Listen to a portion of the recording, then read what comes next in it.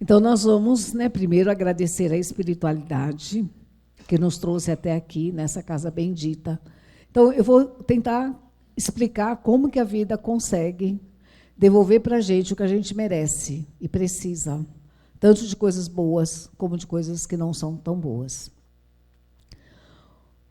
Os Espíritos dizem que quando cada um de nós foi criado por Deus, nós somos filhos de Deus, que cada um de nós veio de uma célula espiritual vinda de Deus. E que a doutrina dá o nome para essa célula de princípio inteligente.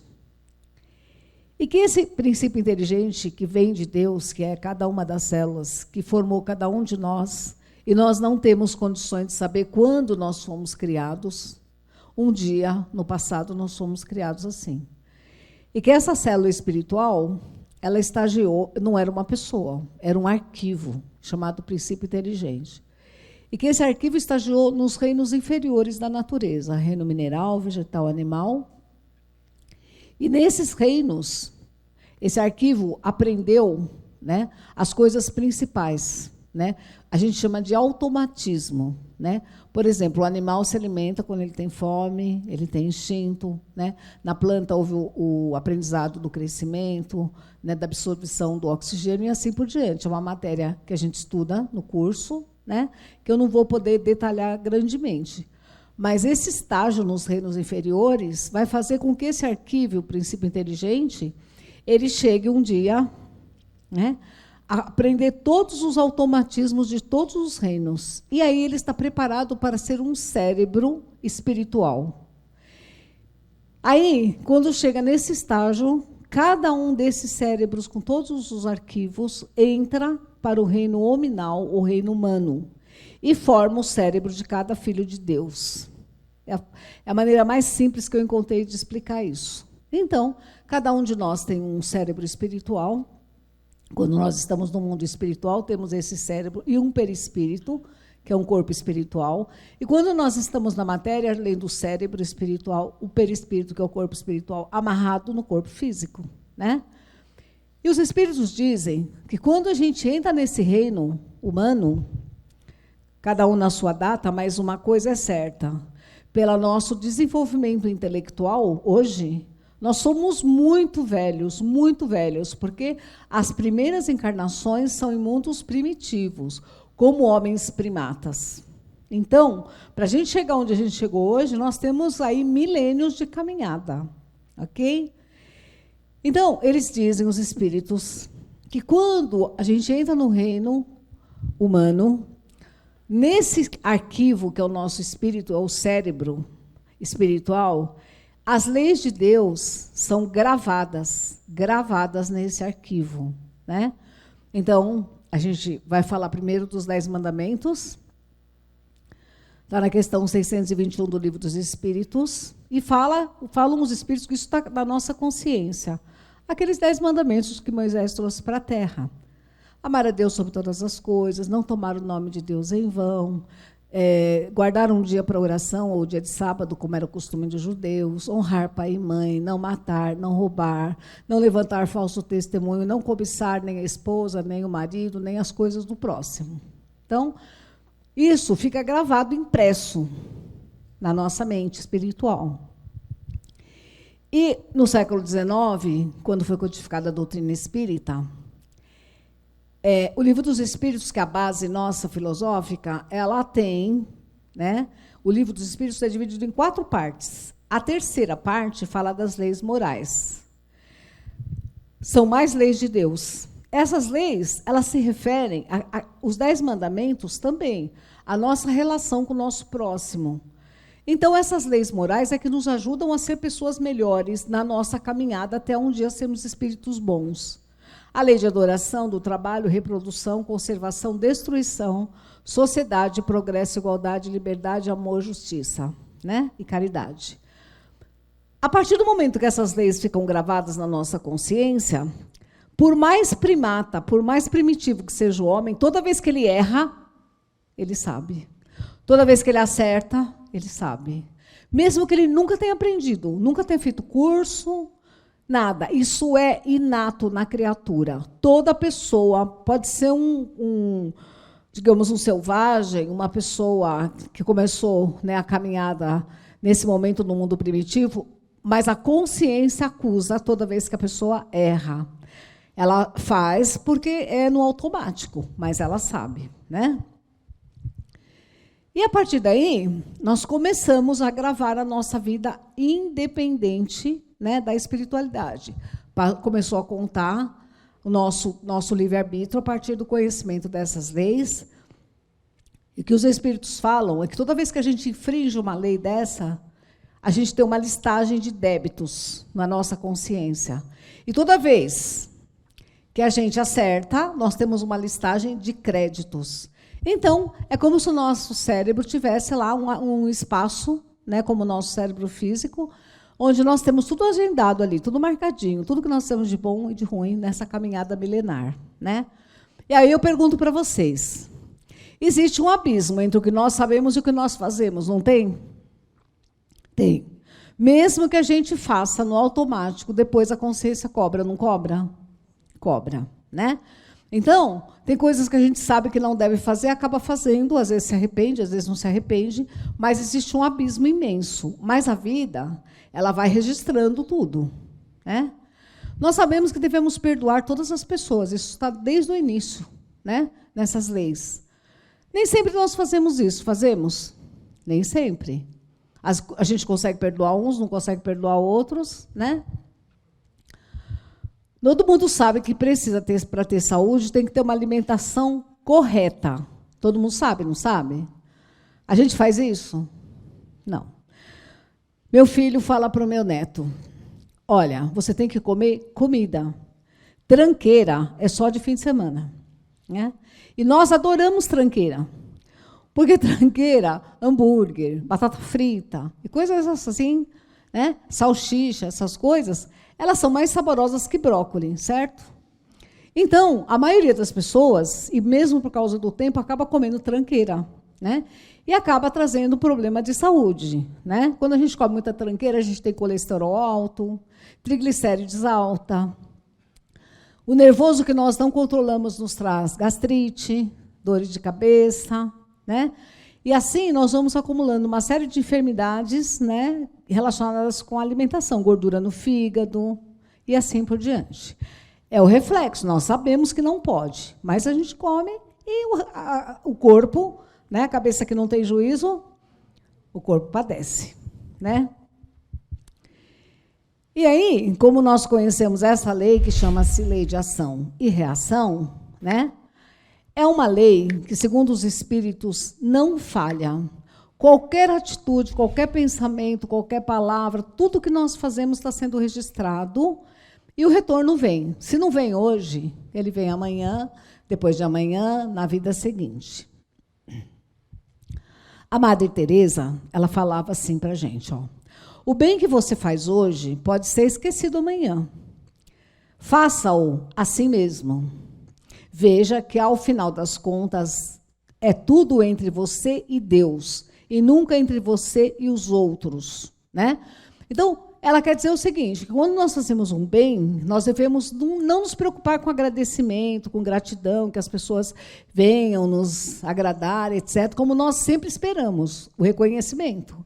Mas ela diz assim, ó, o bem que praticamos é nosso advogado em toda parte, mas nem sempre nos lembramos disso. Então, assim, a vida, ela retribui a gente pela emoção e pelo que nós sentimos na hora que nós fazemos uma coisa, né? Então, uma pessoa está caída ali na calçada, a hora que eu saio, eu posso ir embora, eu posso parar, posso tentar ver o documento dela, tentar ligar para a família, chamar um resgate, acompanhar a pessoa no PS, ficar lá até chegar alguém da família, mesmo que a pessoa não me conheça, que nunca me retribua isso, nunca me retribua. Daqui a 1 ano, 2, 3, né, eu tropeço na rua, caio. A vida tem esse arquivo, que eu socorri a pessoa. Com certeza alguém vai parar e vai me socorrer, porque eu plantei esse crédito. E a vida, ela retribui dessa maneira. Tudo que nós fazemos está registrado e volta na mesma proporção. Então, esse bem que eu fiz para essa pessoa, não preciso que ela um dia vá na minha casa me agradecer, enfim, não precisa. A vida é meu advogado. Eu fiz o bem, isso está registrado e vai voltar para mim um dia. E com relação a essas leis, que nem sempre nós sabemos o bem, o certo e errado, mas nem sempre fazemos, né? E não estamos dispostos a viver isso, né? Então, nós vamos cultivando a indiferença pela dor do próximo, né? A omissão de um socorro, né? Uma carona que a gente tem, não quer dar, né? O descaso com a dor alheia, o descaso, por exemplo, com a guerra, que nós não paramos, às vezes, para fazer uma oração sequer, né? Para quem está ali naquele conflito terrível. E aí, o que isso faz, a nosso descaso? Acumula, que nem na cabeça da moça ali, um emaranhado de culpas. Um emaranhado de culpas, né? E isso vai trazer para nós infelicidades, traumas, medos. Na primeira carta de Paulo aos Coríntios, no capítulo 10, ele fala assim, ó, Paulo, lá na época de Jesus, tudo me é lícito ou permitido, mas nem tudo me convém. Se eu quiser matar uma pessoa que não gosta de mim, eu sou livre para fazer isso. Posso fazer, ninguém pode me impedir de fazer isso, né? Me convém? Não. Se eu for preso nessa vida, eu vou passar horrores na penitenciária. Se a lei não me pegar, na outra vida, eu vou ser preso por injustamente, né? Como tanta gente é vítima de erro judiciário. A pessoa tinha culpa, não foi preso, é preso na outra vida por um erro judiciário. Ou vou vir preso num corpo, um corpo doente, um corpo que não se mexe, um corpo que passa a vida na cama. Mas eu vou ficar preso. Isso é certeza.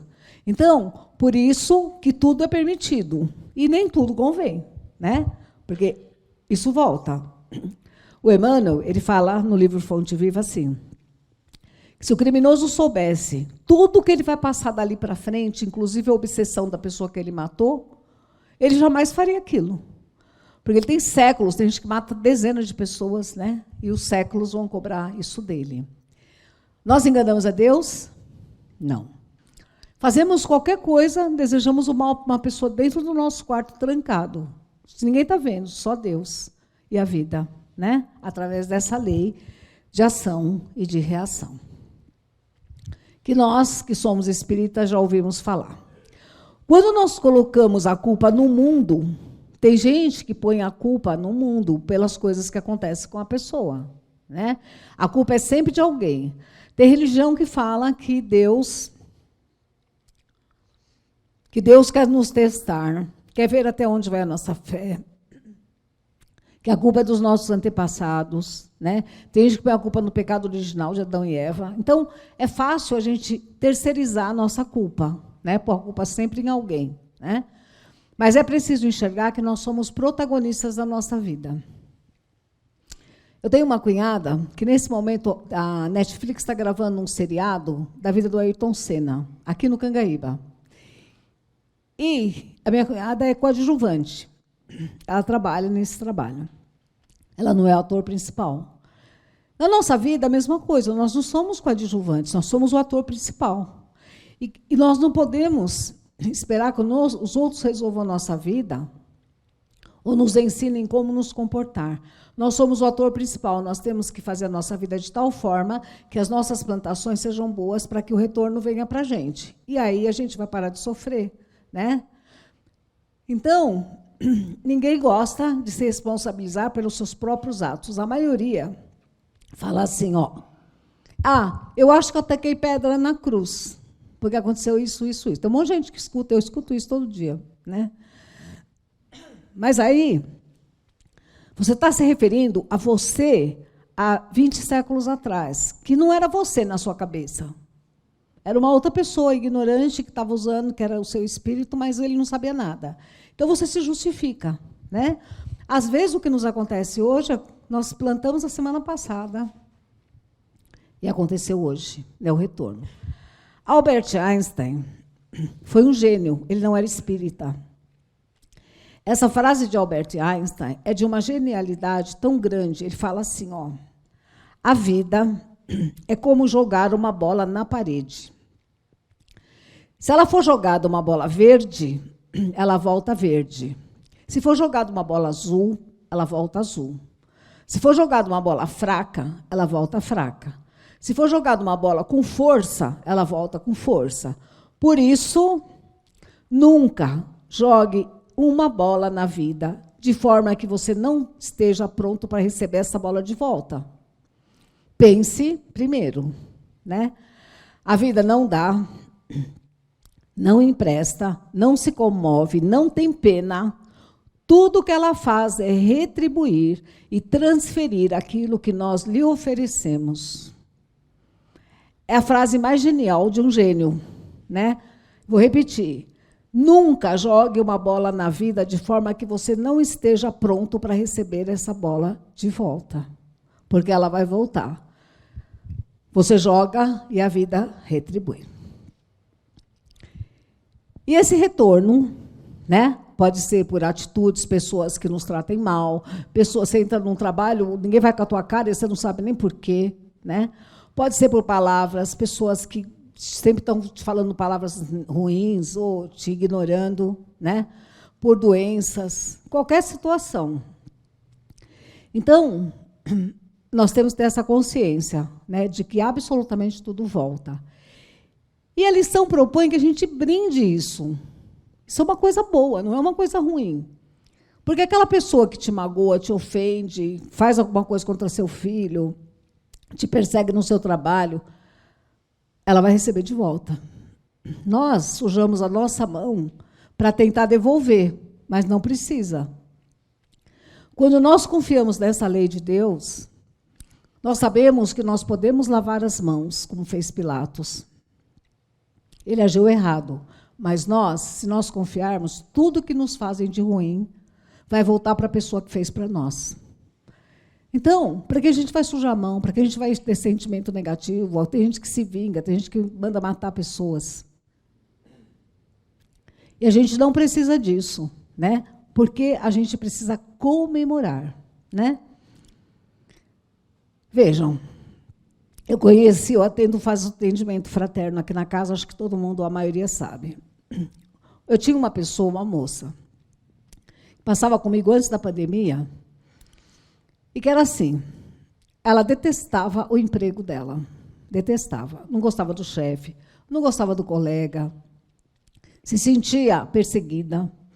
Então, ela falava para mim assim, eu falava para ela assim, você está procurando outro emprego? Ela falava, mas não tem, emprego está difícil, eu não consigo, etc, etc. Né? E eu aconselhava ela a procurar outro trabalho. Ela falava assim, não, todo mundo sabe que eu fumo. Então, quando eu não quero trabalhar, eu ligo e falo assim, estou com bronquite, estou com dor de garganta, estou com asma, e vou para o pronto-socorro e não vou trabalhar. E o pessoal, ela fumava igual uma chaminé. E ela, né, realmente tinha alguns problemas, mas ela faltava quando ela não queria ir, não era pelo problema de saúde. O tempo passou, ela sumiu. Depois da pandemia, 2, 3 anos depois, ela me mandou uma mensagem, falou, Dona Neuza, eu sumi do centro, porque eu fui tomar um banho na minha casa, um dia que eu ia trabalhar, eu escorreguei no box e as minhas 2 pernas abriram, eu quebrei as 2 pernas. Aí eu fiquei 2 anos de licença, sem poder andar, por isso que eu não fui no GESB. Né? Ou seja, o que ela jogou para o universo? A vibração, a energia de que ela detestava o trabalho e queria ficar em casa. A vida trouxe isso para ela. É o que ela pediu. Ela não pediu verbalmente, mas o desejo de não trabalhar. Né?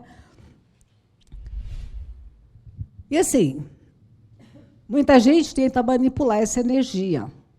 Tem gente que sabe, todo mundo, a maioria sabe, quem é espírita sabe. Né? Mas os espíritos falam que o que traz é mais o que a gente está sentindo na hora do que propriamente o que a gente pensou. Porque quando eu penso em fazer uma coisa errada, a minha consciência sabe. Mas, às vezes, eu estou com uma raiva, estou nervosa. Então, é essa energia que vai e que volta. Porque, quando é pensado, às vezes a gente se arrepende no outro dia, passa umas horas, a gente muda de pensamento. Mas aí a energia vai e traz de volta, né? Então, tem coisas que é melhor a gente deixar para a lei do retorno resolver. Então, eu vou dar um exemplo aqui para vocês, de uma situação para vocês entenderem o que é energia. Vamos imaginar que eu seja uma pessoa bem carente emocionalmente, que eu gosto sempre de ter pessoas ao meu lado, que eu quero que as pessoas se lembrem de mim, que me telefonem, que me mandem mensagens, né? Que não me convidem para as suas festas de aniversário, e isso não acontece. Então, eu sou uma pessoa super carente. Eu vou na rede social e vejo um monte de gente comemorando festa, viajando junto, aquela, né, só alegria na rede social, e eu me sinto uma pessoa triste, porque eu não tenho esse tipo de coisa na minha vida. E aí eu lembro que o Joãozinho vai fazer aniversário semana que vem. E o Joãozinho é uma pessoa muito querida. E eu queria muito que ele me convidasse para o aniversário dele, né? Eu me sentia assim prestigiada, né, se ele me convidasse. Então, eu penso assim, outra coisa, ele tem uma empresa. Quem sabe, se eu der um presente para ele, ele me arruma um emprego e vira meu amigo. Então, eu tenho uma energia interesseira. Eu compro um presente, eu mando para o Joãozinho com bilhete de aniversário e fico naquela expectativa dele me chamar para a festa que vai ter no sábado. Só que ele não gosta de mim, não vai com a minha cara, é o direito dele. E aí, o que acontece? Ele não me chama para o aniversário, manda só uma mensagem agradecendo o presente, e eu fico furiosa. A lição diz para nós o seguinte: essa energia que eu enviei para o universo, de que eu sou uma pessoa carente, de que eu quero ser aceita, de que eu quero que me convidem, enfim, né, e queria um emprego na empresa dele interessadamente, a lição fala para nós que essa energia vai fazer o quê? Daí passa uns 10 dias, começa a ligar para você um monte de gente de call center, sabe call center? Que vende telefone, que vende plano de saúde, liga todo dia, toda hora para você. E você oferece para você trocar de plano, enfim, fica aquela energia em volta de você. E gente que te convida para fazer serviço online, né? Porque você precisava que alguém se lembrasse de você. Então, a vida te devolve essa energia, pessoas te procurando, não aquela pessoa que você queria, né? Então, aqui é o aniversário.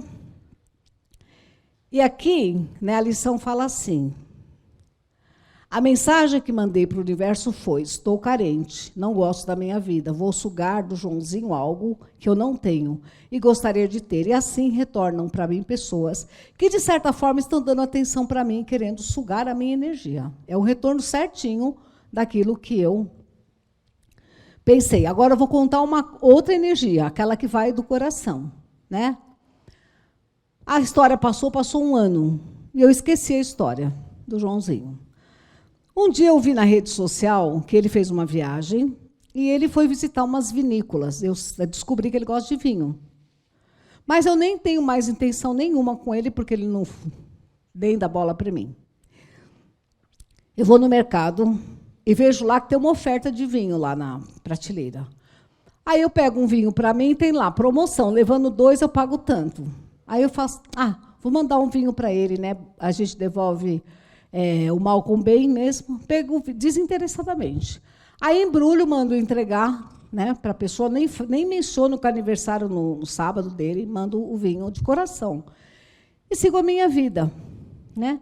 Quando ele recebe, do nada, aquilo, nem está chegando o dia do aniversário ainda, ele pensa assim: poxa, essa pessoa realmente gosta de mim, desinteressadamente, porque nem está chegando ainda meu aniversário, né? Aí ele pega e manda um agradecimento, mas aí a conexão que ele faz com você é uma conexão totalmente diferente. É uma outra conexão, uma conexão boa. Que recado eu dei para a vida? Eu sou uma pessoa segura, eu apenas ofereci o vinho como uma gentileza. Aí a lição fala para a gente o que acontece. Vai passar uns 10 dias, alguém vai te ligar, vai te convidar para ir num aniversário. Alguém vai te convidar para ir numa festa, né? Você vai na feira, naquele feirante que sempre você compra a fruta dele, ele te dá umas frutas de presente, a energia que você mandou retornou. Conseguiram entender? Né? Então, no caso anterior, eu agi com a minha mente por ser insegura e com segundas intenções. Queria agradar e ter o retorno. No caso atual, eu agi pelo coração, sem segundas intenções, uma emoção espontânea, nada esperando receber. Dei o presente, né, pelo simples prazer de dar e eu recebo o retorno. Né? E o resumo disso é: você merece o que você oferece. Então, tudo que você faz, a vida te devolve. Se te devolve coisas boas, você teve uma energia desinteressada. Né? Deixar de lutar com a vida e ela te ajudará. Né? Menos pensamento e mais emoção, deixar o seu coração ser bem sincero. Quando é qualquer coisa de interesse, não faça, porque o retorno não é bom. Né? A lei do retorno não é uma lei de vingança, nem de Deus, nem do universo. É um mecanismo perfeito, uma lei universal, simples, segundo a qual cada um recebe exatamente o que deu e o que enviou e desejou para o seu próximo. Agora, não jogue ao vento palavras que podem prejudicar alguém. Palavras que podem prejudicar alguém. Tal pessoa me ofendeu, me olhou mal, me tratou mal, mandei mensagem, não respondeu. Tomara que ela escorregue numa casca de banana e quebre a perna. Falei na hora da raiva, foi. Esqueci. Às vezes não aconteceu nada com a pessoa. Né? Aí passa 1 ano, 2, você está andando na rua e cai um tombo. Como acontece com uma porção de gente. Tem um monte de gente que passa em atendimento e fala assim: eu senti 2 mãos me empurrando nas costas. Vim fazer um tratamento espiritual. Cai, se machuca, quebra a perna. É aquele desejo lá de 2 anos atrás que está voltando. É essa emoção que traz de volta as coisas da vida. Ela anda bem devagarinho.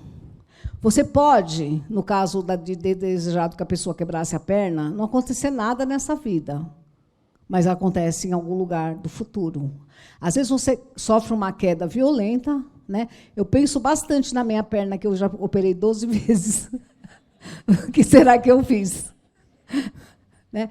Agora eu vou contar uma história bem bonita para vocês, real, que o mundo inteiro, né, acompanhou essa história de retorno da vida. Né? Então, existia um homem camponês, escocês, bem pobrezinho, que lavrava a terra, e perto do lugar que ele lavrava a terra tinha um pântano. Não sei se todo mundo sabe o que é pântano.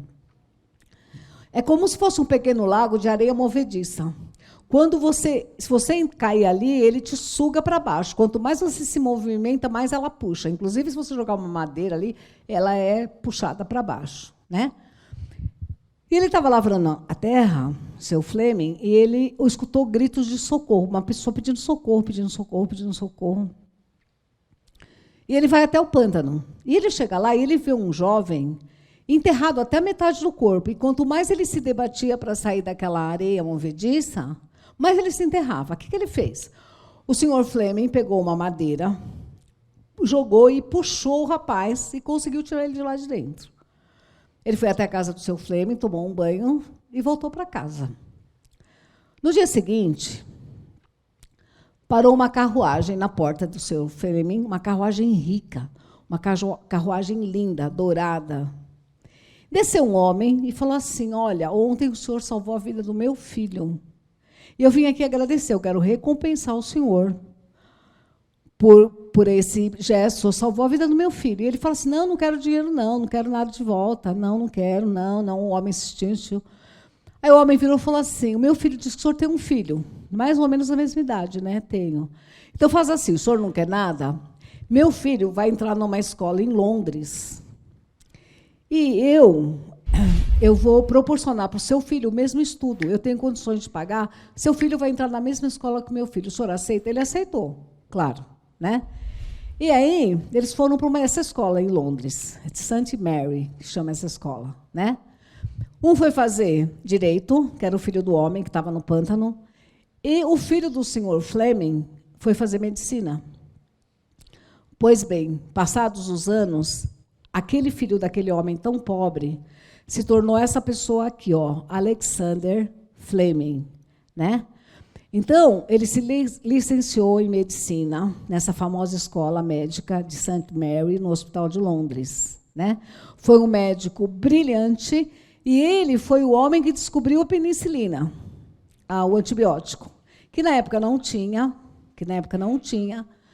e que foi assim uma sensação no mundo, o início do antibiótico, né? E aí o tempo passou, né? Aquele moço que ficou preso no lago, ele se formou em direito e um dia ele se tornou uma pessoa também famosa no mundo, né? E naquela época que foi descoberta essa penicilina, ele teve uma infecção violenta, né, que ia levar ele à morte, e o que salvou ele foi a penicilina que esse homem, né, filho daquele que salvou ele, tinha descoberto. Essa pessoa que ficou presa no lago e que depois foi salva pela segunda vez, a primeira no lago e a segunda vez com a penicilina, foi o Sir Winston Churchill, que foi o primeiro-ministro britânico no Reino Unido, de 1940 a 1945, durante a Segunda Guerra Mundial. A conexão das duas famílias, esse homem foi salvo 2 vezes pela mesma família. E a retribuição, né? Aí a gente vê direitinho a lei do retorno. Um fez o bem, o outro fez o bem, o outro fez o bem. E entre eles que foi criada uma ligação, com certeza, pela eternidade. Ok? A frase, de novo, do Einstein, mas vou ler só aquela frase importante. Nunca jogue uma bola na vida de forma que não esteja pronto a receber essa bola de volta.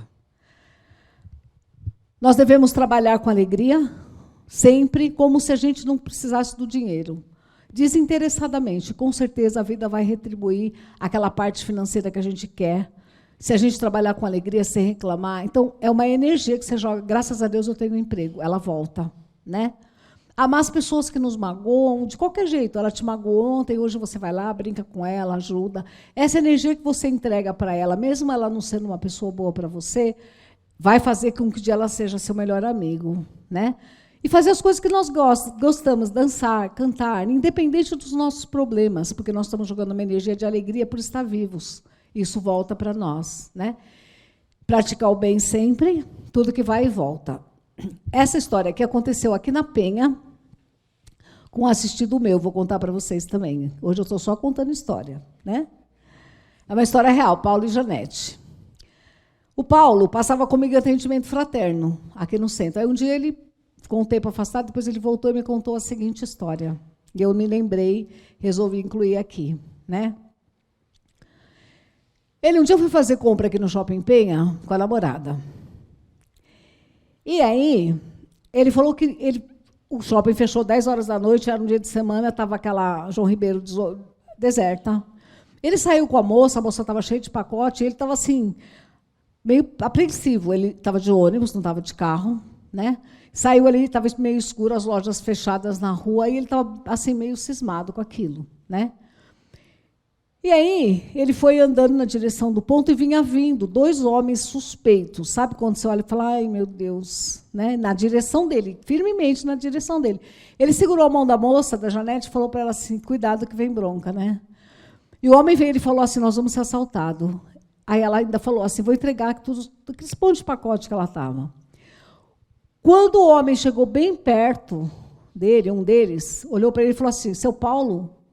Ele olhou para o homem e falou assim, sou o Paulo. Boa noite, seu Paulo, tudo bem com o senhor? E foi embora. Não fez nada, foi embora. E ele ficou assim, sem entender, passou. E ele tinha no interior uma família, né? Ele tinha uma família no interior, o Paulo. E chegou uma época perto do Natal, ele foi visitar essa família dele no interior. E ficou lá uns dias, né? E se lembrou que ele tinha uns amigos que moravam na mesma rua, de quando ele era criança. Naquela época, a família dele estava muito bem de vida, e essa família era uma família de negros, muito carente. E ele resolveu ir visitar, né? Ele chegou lá, foi visitar a família, conversa vai, conversa vem, conversa vai, conversa vem, né? A mulher falou assim para ele, você quase foi assaltado lá no shopping. Ele levou um susto, mas um susto. Como a senhora sabe que eu quase fui assaltado? Aí ela falou, você sabe, eu tinha um monte de filhos, Infelizmente, o meu filho mais velho deu para o lado errado, ele mora lá em São Paulo, ele rouba celular, e assim, né, ele vive no mundo do crime, mas eu não tenho o que fazer, eu faço luto, tal. Ele veio me visitar e contou que ele encontrou o senhor e ia assaltar o senhor. E lembrou que, quando ele era criança, a gente se alimentava porque a sua família ajudava a gente a se alimentar. Então, quando ele te conheceu na hora, ele parou. Então, é esse o sentido, né, do que a vida nos dá e nos transfere. Acho que ficou bem claro. Então, fazer o bem faz bem, né? Só faz bem. Para encerrar agora, tá? Quem fala isso aqui agora é o Emmanuel. Ontem nós colocamos o orgulho, a vaidade no peito de um irmão que nos seguiu os exemplos menos felizes. Hoje talvez tenhamos de volta na feição de um esposo despótico ou de um filho problema, ou seja, numa vida passada, nós deixamos uma pessoa ir para o mundo errado, para o mundo do crime, se perder na vida, não fizemos nada, cruzamos os braços. Na outra vida ele volta como um filho problema, como um marido difícil, né, para nós colocarmos ele no caminho certo. Ontem, né, nós esquecemos nossos compromissos e permitimos que uma pessoa fosse ao suicídio, sabíamos que ela tinha essa tendência, não fizemos nada para ajudar, ela dependia de nós, e hoje, depois do suicídio, ela volta como aquele filho doente, ou aquela mãe doente, ou aquele pai doente, numa cadeira de roda, que você tem que cuidar com o maior sacrifício, né? Ou quando, no passado, nós desviamos uma jovem, que acabou se prostituindo depois, e que volta como uma esposa terrível, né? Aquela esposa depressiva, aquela esposa de um pânico, aquela esposa bem difícil, que você tem que suportar até o fim da vida, né? Então, assim como o elo de simpatia, ou cada sombra do desafeto que encontramos na família ou na atividade profissional também, né, podem ser forças do passado a nos pedir mais amplas afirmações de trabalho e dedicação ao bem. Essa imagem é da mesma personagem em várias encarnações, né? Mas o que a primeira, aquela que está com a cruzinha ali no peito, fez de bom e de ruim, repercutiu até hoje na vida dela, né? Então, tudo que nós recebemos de bom, que é a maior parte, vamos ser sinceros, ter uma família, ter conseguido estudar em uma escola, ter aprendido a conhecer Deus, ter uma cama para dormir, ter um alimento. Olhem as imagens da guerra e vão perceber como nós somos abençoados, quanta coisa boa nós temos, né? E agradecer mais do que reclamar. Tenhamos sempre em mente que todos os delitos não desaparecerão no túmulo. Qualquer coisa que nós fizermos de ruim ou de bom e que não retornou nessa vida, vai retornar na seguinte, ou na outra. Não desaparece no túmulo, né? Certeza para nós. Quem sabe o que planta não tem medo da colheita. Quem sabe o que tem feito não tem medo da colheita. E aí eu encerro com esse homem lindo, né? E assim, mesmo, né, na situação terrível que ele precisou passar, com homens rudes, eu comparo aqueles homens da época de Jesus com esses grupos terroristas que tem hoje, né, que eram os fariseus, que viviam para destruir ele, como os grupos terroristas vivem para destruir populações inteiras, né? Mas, né, ele só devolveu coisa boa, né? Então, ele é o exemplo para nós, e quando ele veio à Terra, ele trouxe uma receita. No Evangelho de Mateus, capítulo 5, 6 e 7, o Sermão do Monte. Tudo que nós temos que agir, da forma que nós temos que agir para receber só coisas boas, está tudo descrito lá no Sermão do Monte. Evangelho de Mateus, capítulo 5, 6 e 7. Aquele roteiro perfeito para a gente ser feliz e só receber de volta coisas boas. Consegui terminar? Agradeço vocês por todo o carinho, por terem a paciência de me escutar e que vocês recebam da vida só coisas boas daqui para frente. Um beijo no coração de todos. Obrigada. Obrigada.